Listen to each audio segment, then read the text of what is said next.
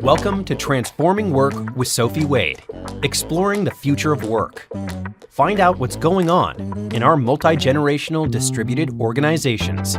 With a new tech and talent focus, discover what you need to know to stay upskilled and relevant and ensure your business keeps its competitive edge.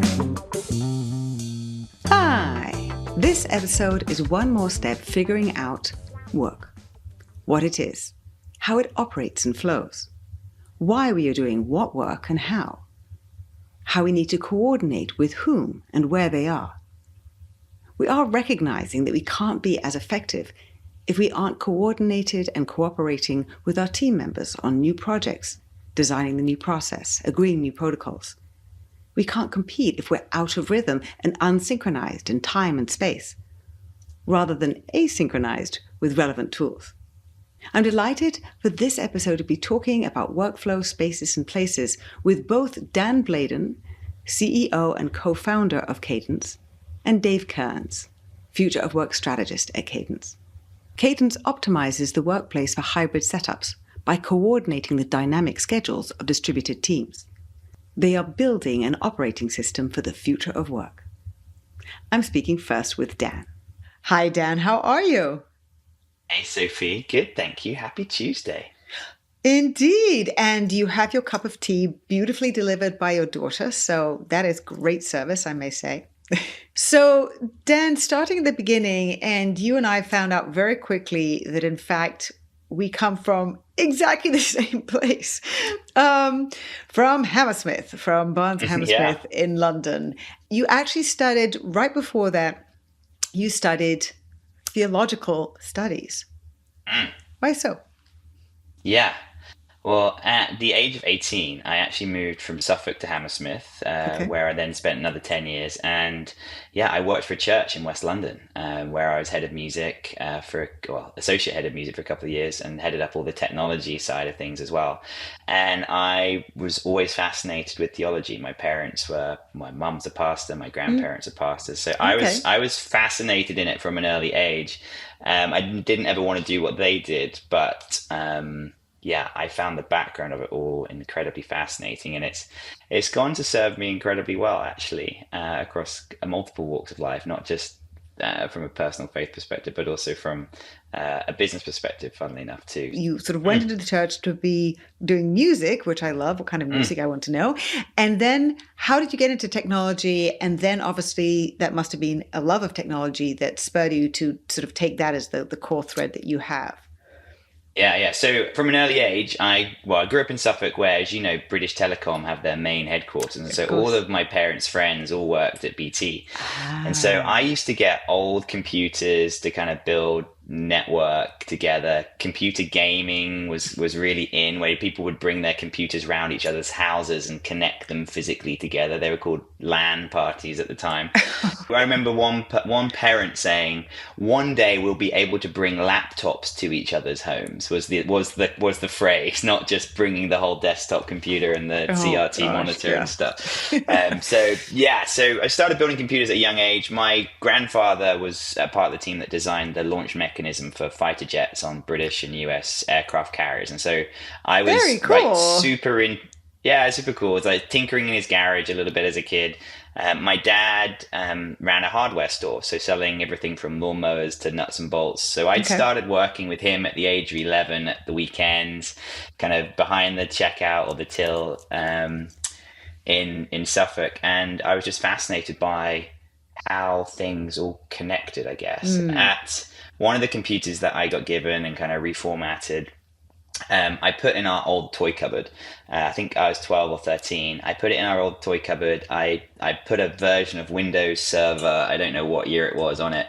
And it became a file server for my sister and I to share files with each other. And so, regardless of what device we're on, we could all get access to what we needed. Love that. So you're getting into computing, you're obviously deep into how things work, and also tethered, focused initially on a very tethered way of doing things, because then you get into the wireless. You see the wireless vision happening, and you really get into that. And also the phrase is rethinking how we use power in the mobile age. Yeah, yeah, What did yeah. that mean to you then? Yeah, so in 2012, my wife and I went traveling around the world for 6 months, and we went to a bunch of coffee shops, restaurants, hotels from South America around to India, the long way around.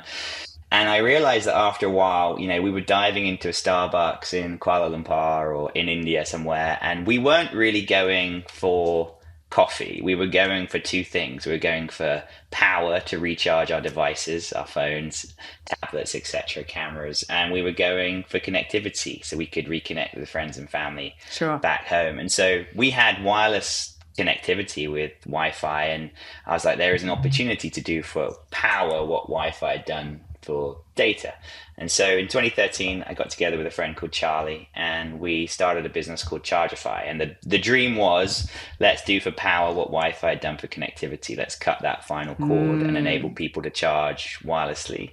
So we built that business over 8 years, and we raised a ton of venture capital money for it from some great investors like Intel and Hewlett Packard Enterprise and many, many others. And yeah, we started to deploy what we called wireless power networks around the world, stadiums, hotels, but we found a real niche in offices, and that kind of made the leap to Kadence really easy. Why did you move on to Kadence? Kadence, you was also focused on wireless charging.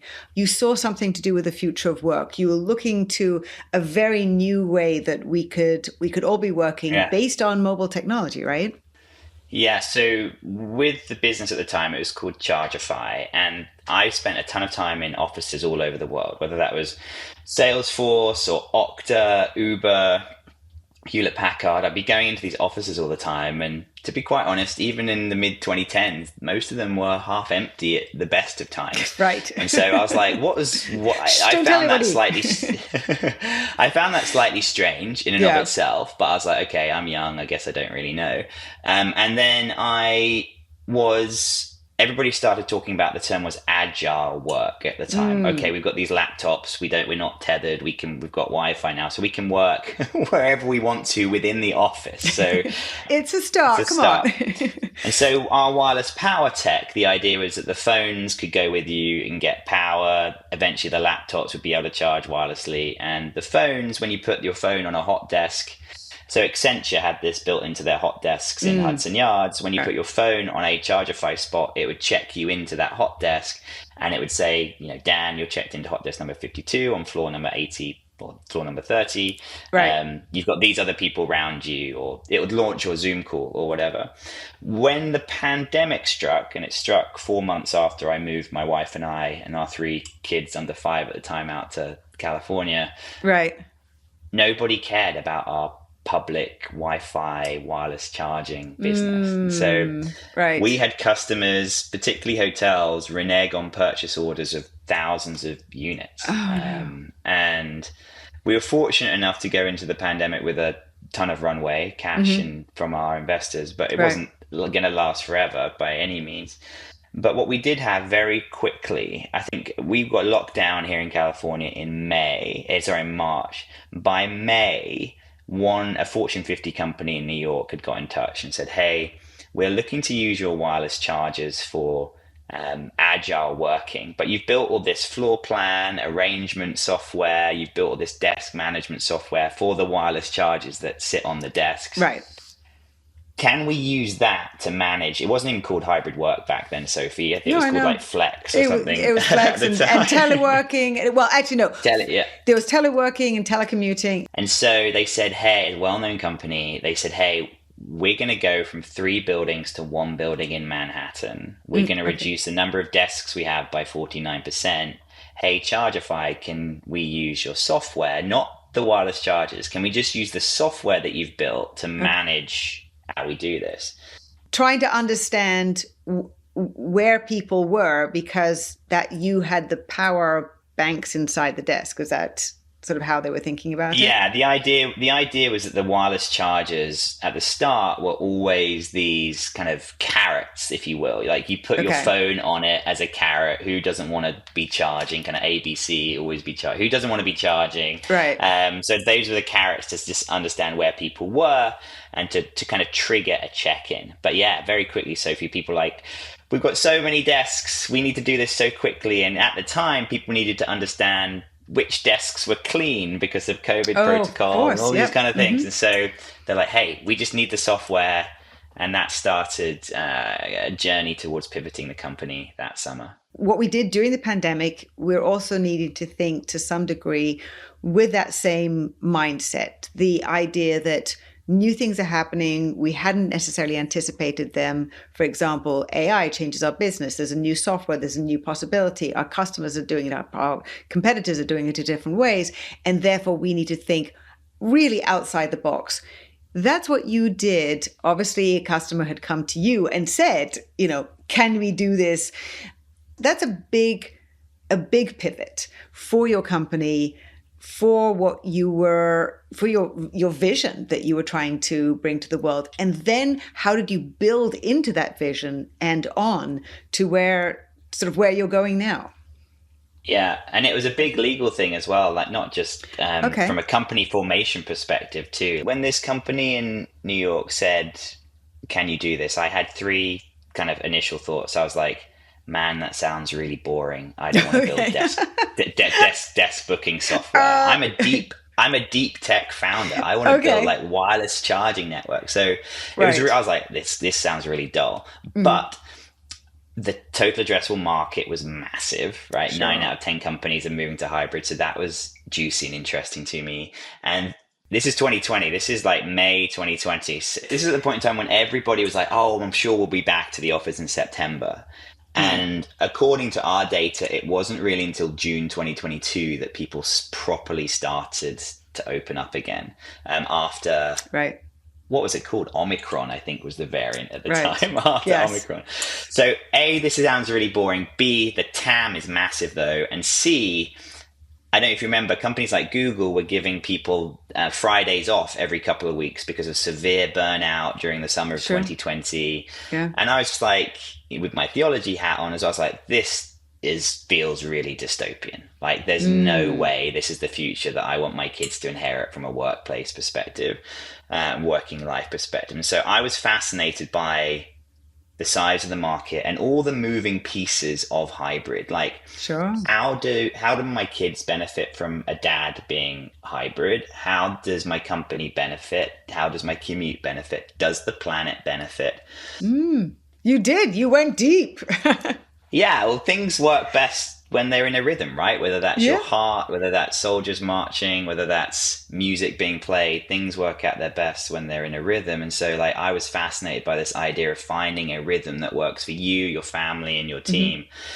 Because really, I think what happened was people realized that actually they've got 3 really important contracts in life. They've got the contract between them and their employer and what they expect from me. Then you've got the contract with your employer and what you expect from them. But what got reestablished during the pandemic was the family and the social contract that I think may have been rejected or neglected for a number of years. And so that got reestablished and people weren't really willing to give that up. And so I was in the past, people were very predictable and spaces were very static. And now there's this opportunity for people to be more unpredictable and spaces to be flexible. And so there just seemed like such a fascinating opportunity to create a cadence for everybody. I like the way you say that for people to be unpredictable. I mean, aren't we unpredictable? I think we weren't being allowed to be human, which is that unpredictability of the essence of being human. So what did that, in having that epiphany, what did that then mean that you wanted to do with Kadence? Going from that realization of what might be possible and this shift in the social contract, I would say, to something very different, rebalancing it perhaps. What was your vision then about where we could be going and what role you wanted Kadence to play?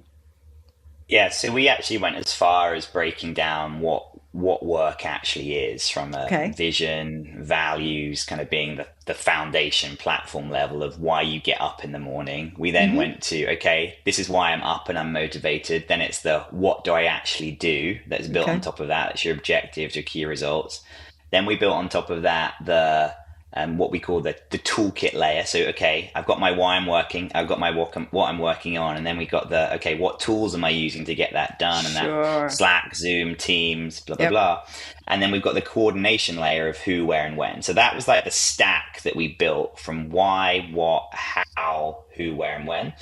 And then, so that's kind of the philosophy of how we thought about work. Sure. And the key kind of realization was that we were going to go from performative inputs, i.e. bums on seats, to quantitative outputs, because not everybody was going to be in every day. So the only way to measure if that work was getting done was by measuring and observing the quality of the outputs. And so we started rebuilding it, and really it boils down to people, places, and the projects that they're working on. Got it. And the kind of chief unlock for us was that previously that kind of work stack from why, what, how, who, where, when was sat on the platform of the office. Like the office was the platform where all of that work happened. But now in remote, the platform was actually every hour you were awake. It was like the working week. So work doesn't happen in a place anymore. It actually happens in the working week. And where you choose to place yourself is part of your toolkit and your coordination layer. Right. And so we were like fascinated, like, hey, if this is an operating system, like we're on both on laptops right now.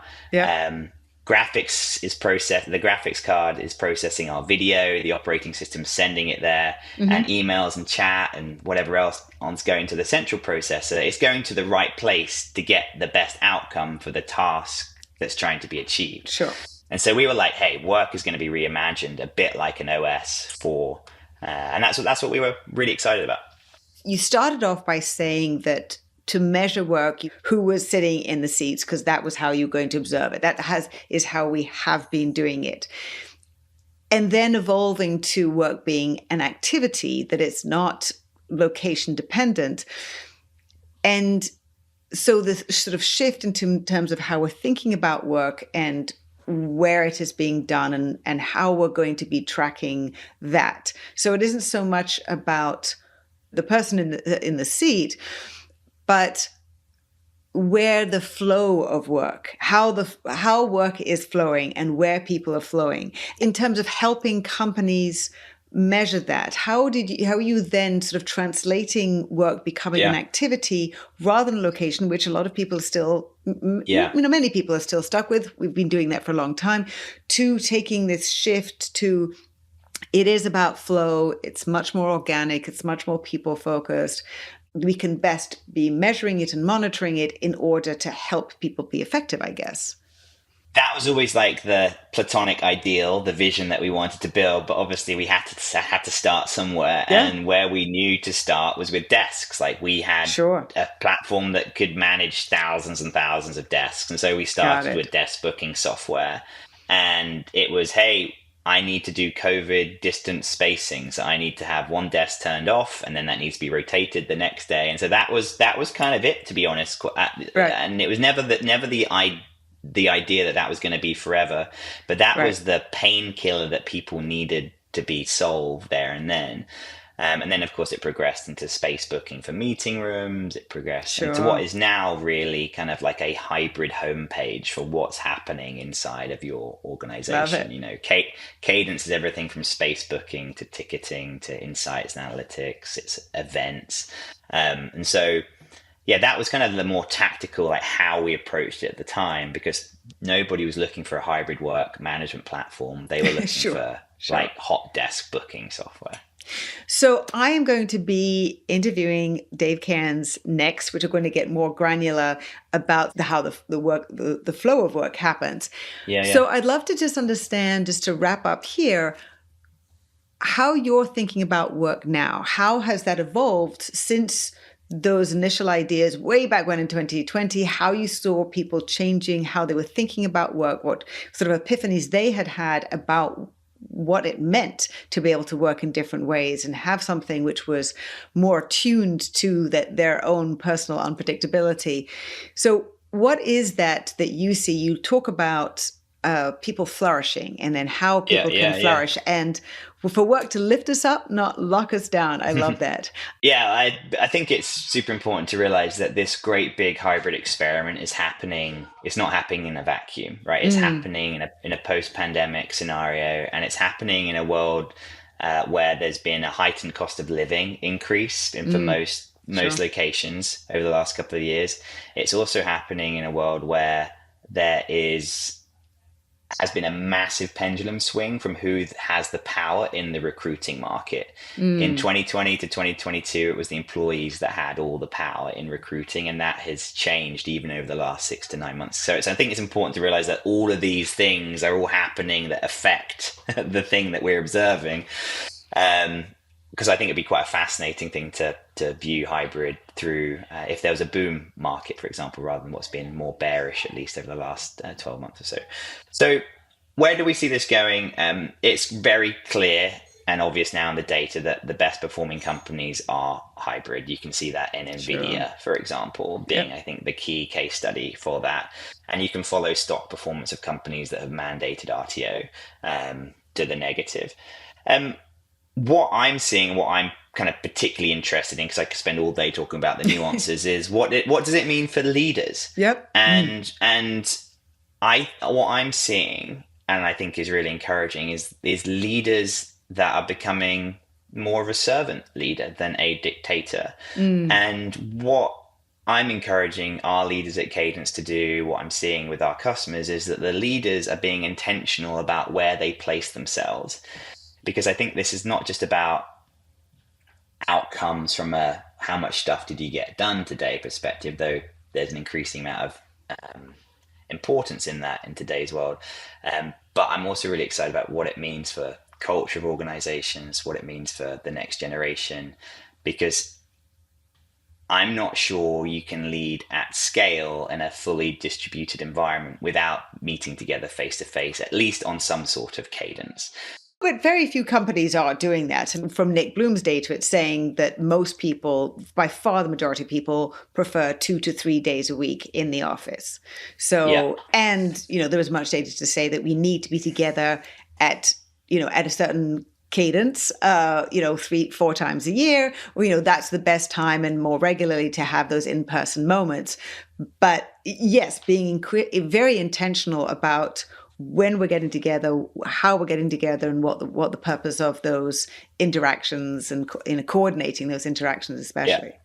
Over 50% of hybrid companies are now organizing events. So whether that's offsite, whether that's quarterly business team meetings, whether that's the offsite, onsite, which is why we brought out Kadence events to help people manage all this stuff. And I think it's Atlassian that have some data around this, that there is a feeling of trust and togetherness that has about a 4-month half-life after exactly, an event. and then it tails off. So time to trust, as you know, is just massively accelerated by face-to-face. And I'm excited to see leaders leaning into that in ever more intentional ways and not just expecting it to happen by walking around an office. Yes, and not saying that we can't have a culture because we're not in the office. We just have to work harder at it when we are together, and we can, continue to build it up and live it when we're working like this. So, Dan, thank you so much for taking the time, sharing it, and I really appreciate that. Your daughter is in the background somewhere, and you're looking after her and interviewing with me, and that is how the future works, right? Exactly. Cool. Sophie, thank you. Thanks so much. Thanks so much, Dan. I love that idea of the work stack and the different components and layers. And thinking intentionally about where we place ourselves as leaders and employees. Next, I'm going to be speaking with Dave. Hi, Dave. How are you? I'm doing well. I'm doing better now that I'm talking to my old friend. You feel like an old friend now, Sophie. Absolutely. We've done a couple of in-person bits. We've had some intense conversations, and here we are. Mm-hmm. Yeah. Well, and we chat friend. on WhatsApp all the time, which is what makes it feel like an old friendship, I think. The more that you chat asynchronously with someone, the more the friendship feels longer. And including LinkedIn, because the understanding I have of you from your posts in combination with the conversations that we've had on WhatsApp and asynchronously and in person really add to the depth of understanding about each other, right?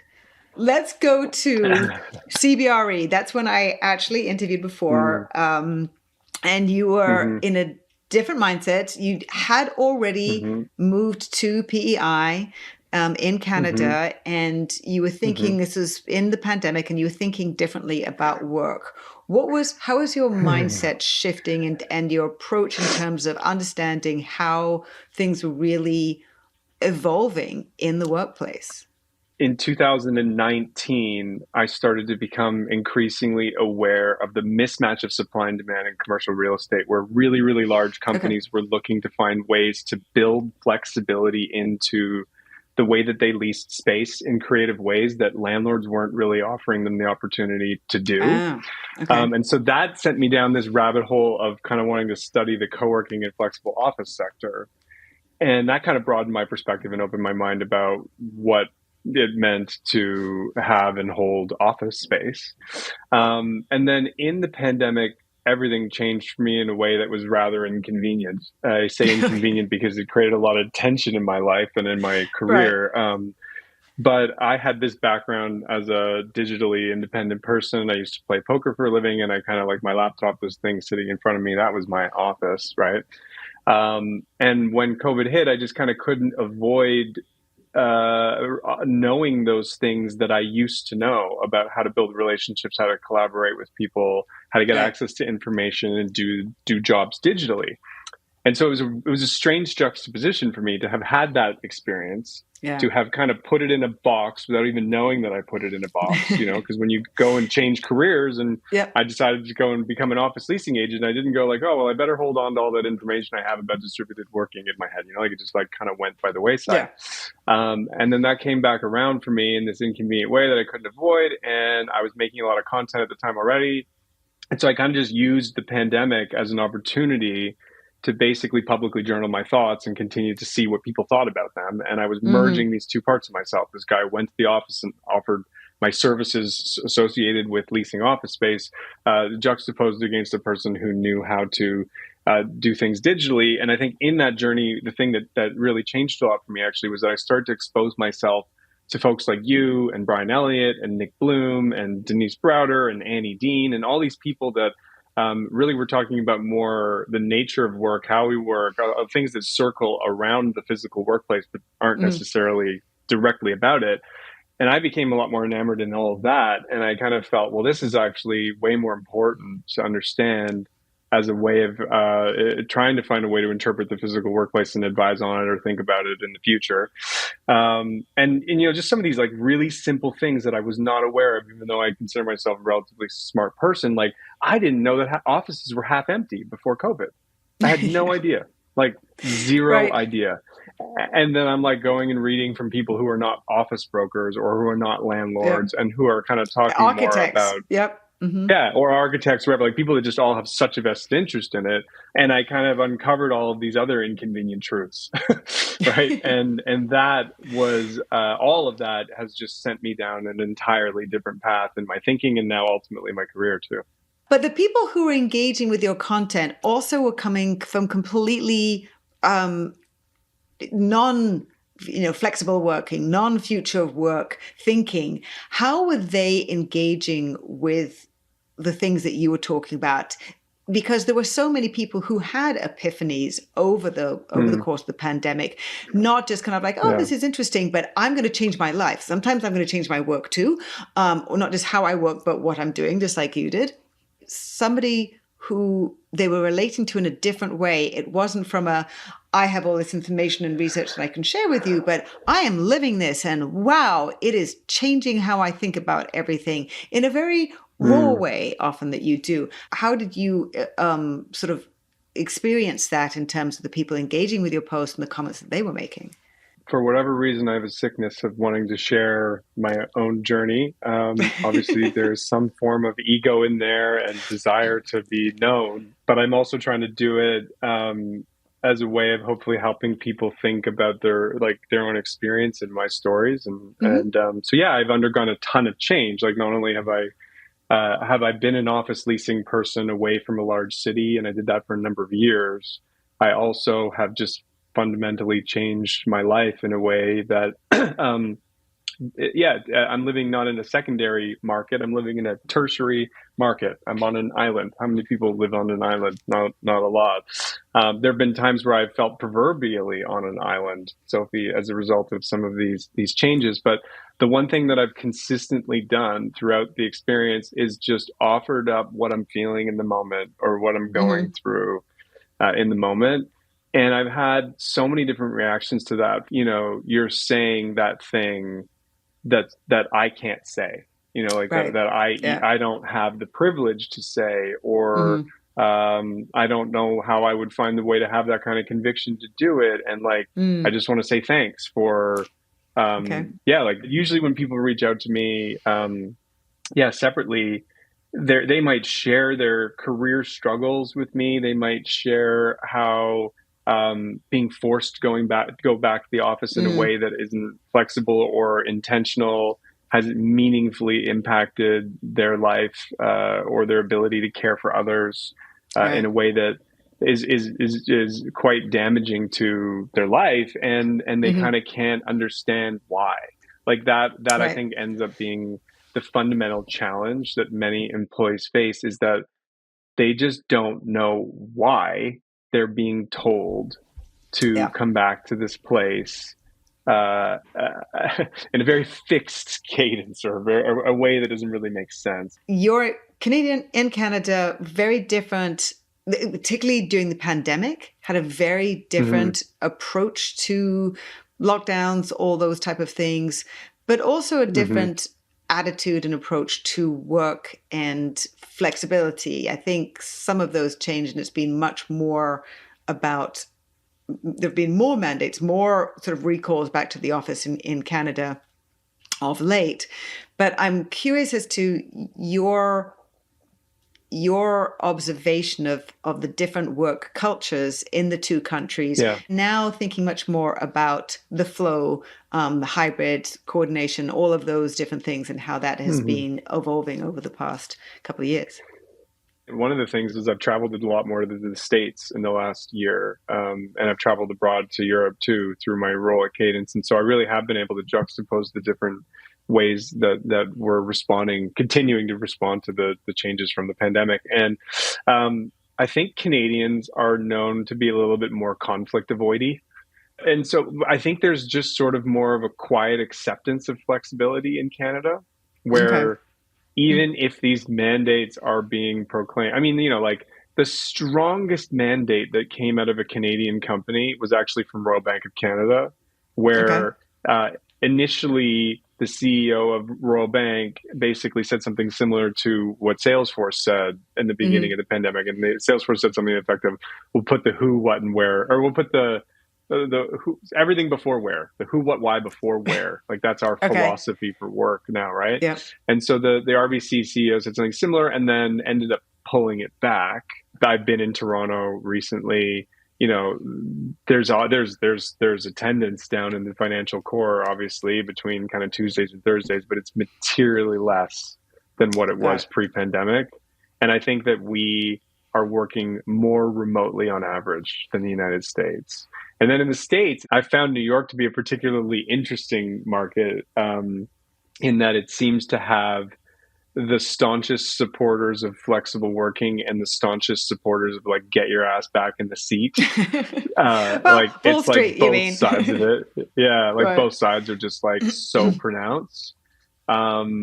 And then, in Europe, the thing that I think is actually, I made a post about this coming out of our offsite, the Kadence offsite, actually in Amsterdam, which is such a livable city. And I remember taking a riverboat cruise there and asking the guy who was touring us around, how's it going with offices? And I said, like there's still quite a lot of remote working happening, but we're seeing more meaningful, presence in office. Yeah, let's also remember that one, they work 32 hours a week, so they would never even have to be in the office that long. And I'm not quite sure how many weeks holiday you get at the very beginning of your career in the Netherlands, but I would say quickly you'll be getting 4, 6, 8 weeks plus. So the cadence, the rhythm of work and vacations and time in and out of the office is much less stark. And I think that does enable a different attitude overall to work. The work that you're doing now has two very interesting sides to it, I guess. One, which is the coordination of people being in the office when they need to be, when they need to be in terms of when other people are there, maybe that their company has a fixed day mandated policy, or maybe it has minimum number of days, or it could be totally flexible, but there needs to be coordination. The other side to that coordination, which we've heard so many people complain about, got it, we need to coordinate. The flip side to that is that there's the compliance control piece of it, which doesn't feel good. So how does one balance the coordination and the compliance, as well as ensuring that through monitoring that it allows people to be coordinated and allows executives to be comforted that people are complying enough? If you can be productive, you can get your job done, get on with it. Yeah.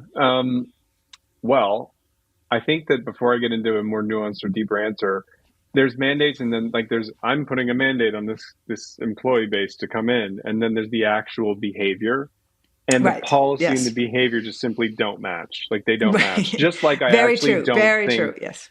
Yeah, like offices are nowhere close to as occupied as they should be if everyone was adhering to the mandate. So let's just call that out. What's around the compliance levels that you're seeing? I was on a panel with the head of real estate at IBM. I watched a panel with the head of real estate of Oracle. And they were basically making the joke that we could all pack a picnic lunch, bring our families, and we would get lost and need a search party to be found. That's the reality of most companies today, right? But there are real coordination challenges, and people are trying to coordinate themselves. So I was just on a call yesterday with a prospective customer for Kadence, and they indicated to us that they're IMing each other through Teams. There's groups of employees that travel across the country to do different work, and they're literally coordinating with each other in the most inefficient way ever. And the company's not getting any insight into that either. And so, you talk about, look, obviously the elephant in the room here is that, yes, there is the desire to, as a lot of employers want to know, are people adhering to the mandate, right? And I think that's mostly a C-level thing. When I talk to the people that are actually responsible for reporting on the efficacy of the mandate, those folks are not, they're not trying to enforce in that way. They just want people to have the right experience when they come into the office, but they do have the responsibility to report on it. More than anything, I think right now, the world of office-based work is actually in a place where it's trying to understand how its offices are being used. Where does the power sit? Who should coordinate and who should have the autonomy to decide? And nobody knows how to use these offices. Literally most customers I talk to are not aware of the utilization of their offices to a degree that gives them confidence in what kinds of spaces that they need and how much space they need in the future. And when you add fuel to the fire that 55% of leases have still not expired in North America, we're just living in neutral right now. And I don't think until companies truly do shed a lot more space will we start to see that at a corporate level, there's actually a need to coordinate because there's a deficit of resources. There's a deficit of space. There's just not enough of it to go around. When that day comes, which it will, there will be a huge need for technology to nudge that behavior. But today it's more how are the workplaces being used? That's the fundamental challenge of the day. Okay, Dave, now I am confused. We've been out of the pandemic for a little while now, and there has been a lot written in the last 2+ years about how to better be using office space, the need to be, collaborating when people are there or gathering people together to be socializing, what the office is best for, research that really confirms that. Why is there is it that many people in the workplace strategy space or looking after the real estate portfolios have just not been paying attention to that? They've just been waiting for people to come back to the office, and that's why they're still at a place where they still do not have enough understanding and intelligence about what's going on in the offices and when, and they're now starting to do that. I mean, it has taken a long time for companies to really sort of settle into hybrid. I have reasons why I think it's not happened. I'll give you an extreme example just before I give my anecdotes. I talked to one really large company a few months ago. Their CEO is determined to have a 1-to-1 seating ratio, even though nobody's coming in. 10 people booked this meeting room and 4 showed up. Right? Like we want to get a little bit more granular. Sure. Yeah. Or because to work out what the space needs to be. Yeah. Okay. Yeah, exactly. Or like this neighborhood within an office is getting traction and these other neighborhoods are not, right? So it's sort of getting a little bit deeper than a badge swipe. And then in addition to just getting deeper, it's actually having like a repository for this information and this data that is not a Google spreadsheet. And I'm not sure here to plug Kadence, but like that's something that we help with, right? Is that we would integrate with badging systems and sensors and AV systems. We even have a Wi-Fi enabled check-in so that when someone comes on site, we can assumptively check them in if they've made a booking, or we can just assumptively check them into a neighborhood where they're tied to. So like we're starting to help these companies understand at a deeper level how this real estate's being used. And I mean, I think that is really quite necessary because whether it's like risk avoidance and like nobody wanting to make an aggressive decision around something without having a ton of data to back it up from a third-party source, or it's just human nature, like how many things in your life, I know from my own life, have I not done until I've had a gun to my head or I've proverbially put one to my head?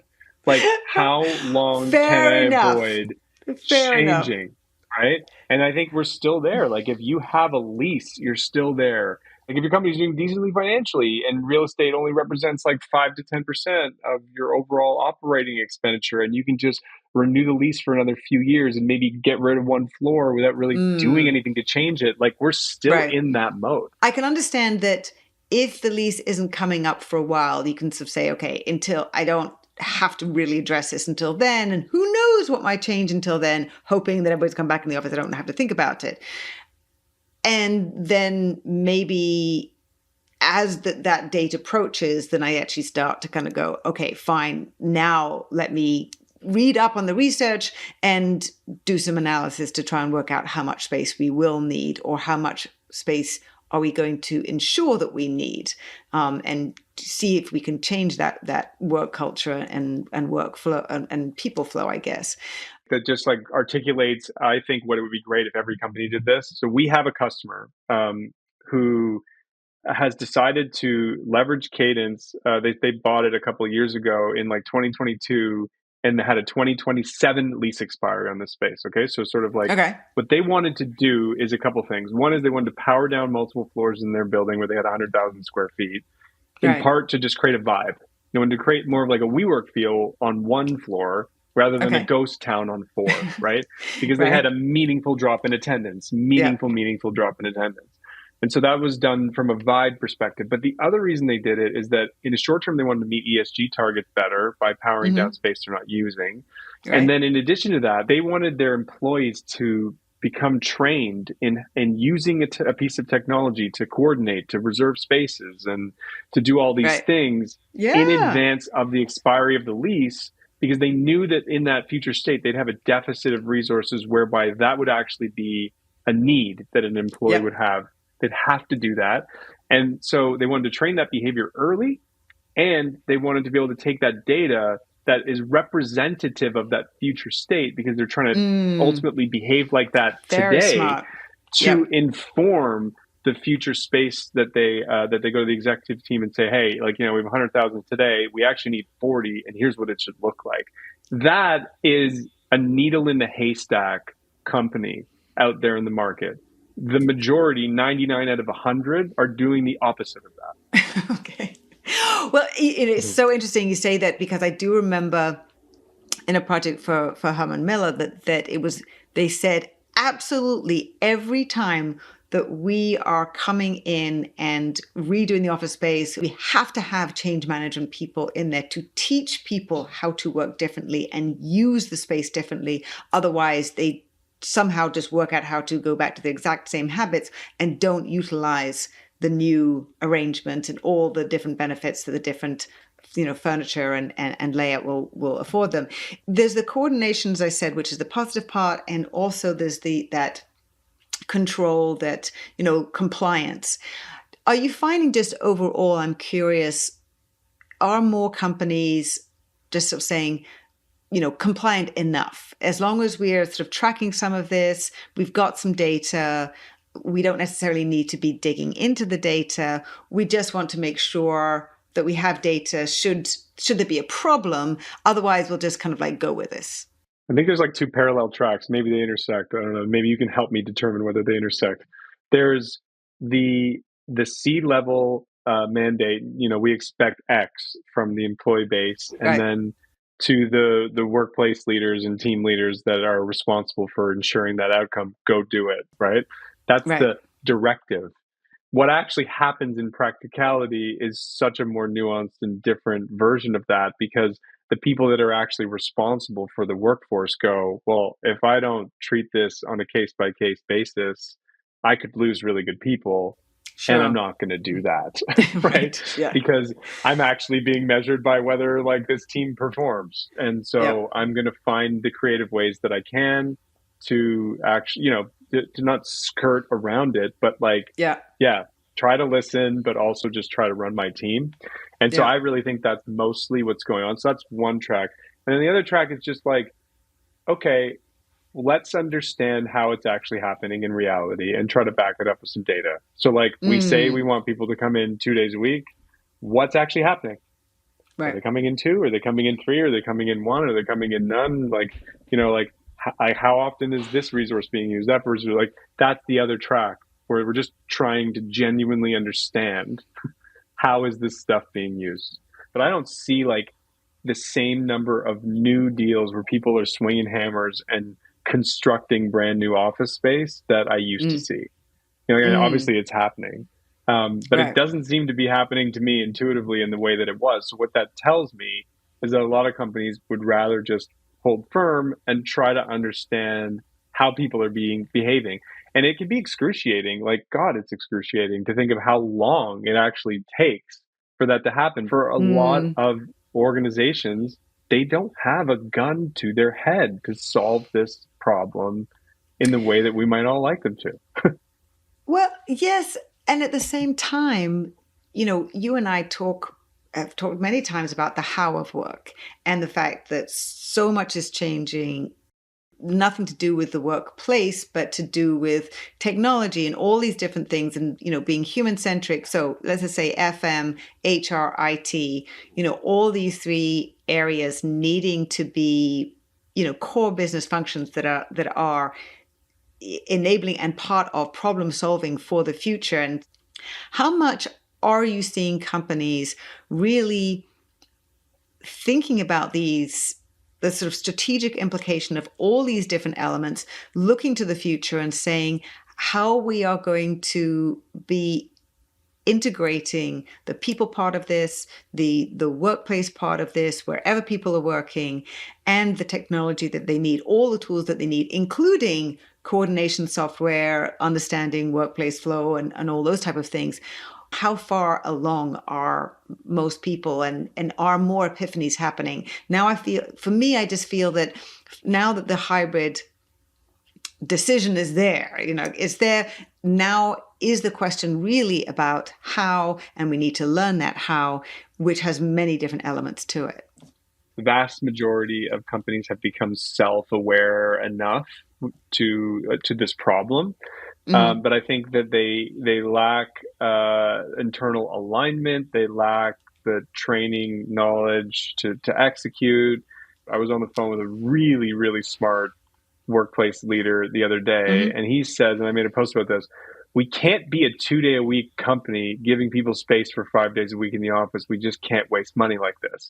But that workplace leader does not have the autonomy, the authority, the ability to truly shift that. And what they're dealing with actually is like a whole bunch of different, like, what do we want to call it? Like either sub-entities within this organization or teams that some of them want 3 days a week. Some of them want 4 days a week. Some of them are fully flexible. And they're trying, and this guy's going like, I can't build a real estate strategy around that. And if we actually as a company have a top-down mandate to have space for 3 or more days a week, I can't save us any money on real estate. If we start getting into the 2-day world as a policy, and we become more fully flexible, now I can actually shift around this portfolio. Okay. But that's where I come back to this, like, we're self-aware to it, but how do you change the rules of the game? You know, like the rules are going to be different for every single company, and what those people need, and some people need 2, and some people need 4, or want 4, or whatever it might be, and that makes it so complicated. If you are a company that is self-aware and trying to work out the next steps to whether, let's just assume that there is some system for gathering some data, some awareness of what that workflow is. What are the key elements that you are seeing that so many companies need to take those next steps to, during 2025 to help their employees do their best work, meet business goals? Yeah. Well, I think the thing that so many companies don't do is have an intentional gathering strategy. And so, you take Atlassian's research, right? If you meet up every 4 or 5 months, the sense of inclusion, the sense of bonding, the sense of trust that can be fostered through that is like statistically relevant. So I don't think that most companies have actually really just gone, okay, that's reality. Like, it doesn't matter whether people are coming to the office 3 days a week or not. We need an intentional gathering strategy that we are deploying. With intention, making decisions ad hoc that make sense in the moment for the situation at hand, just like every team does, just like every family does, just like every set of friends does. Like, we need to just accept that this whole top-down thing is dumb. And if we're living in a world where, like, teams are sorting this out on their own, like, what does that look like? Because that's, I think, reality. And then, like meaningfully making a bet on trying to figure out how your spaces are being used is super relevant. And that's something that I can say that a lot of companies really do care about.